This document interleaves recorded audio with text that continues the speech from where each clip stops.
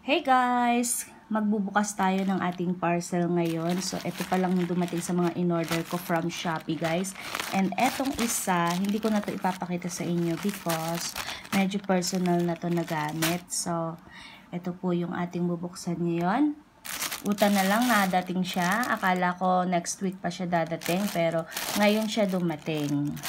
So, buksan natin kung ano ba yung laman nito. So, ayan po ang laman niya guys. So, kunin natin yung laman ng copy.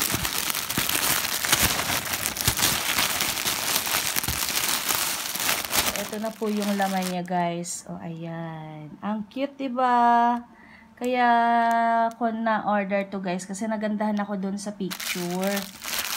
And, hindi din ako nag-expect kasi dati, nung nag-order ako, hindi talaga siya maganda sa personal, no? Nung nakita ko na siya.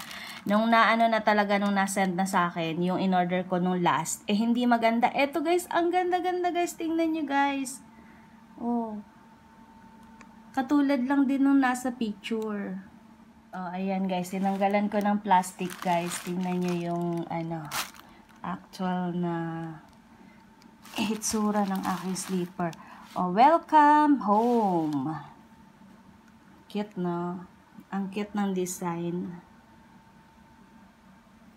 And yung color guys, talaga yung nagustuhan ko.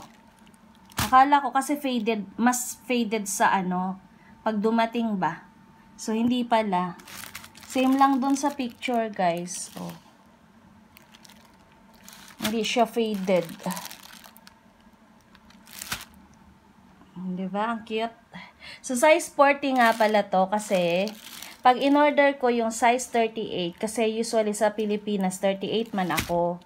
Kahit sa mga mall. Kaso pag nag-o-order ka sa Shopee, napapansin ko, pag umorder ka ng 38 at dumadating, hindi talaga siya kasukat. Ewan ko bakit.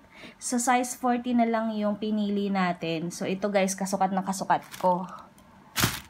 No. So, cute guys, no? So, comment down below kung na-cutean din kayo or hindi. Dahil, akala ko last ko nang mag-order sa Shopee pero depende din pala sa mga sa mga nagbebenta no kasi yung ibang binilan ko talaga palpak. So ito guys, okay na okay. So wala akong problema ngayon dahil maganda naman siya.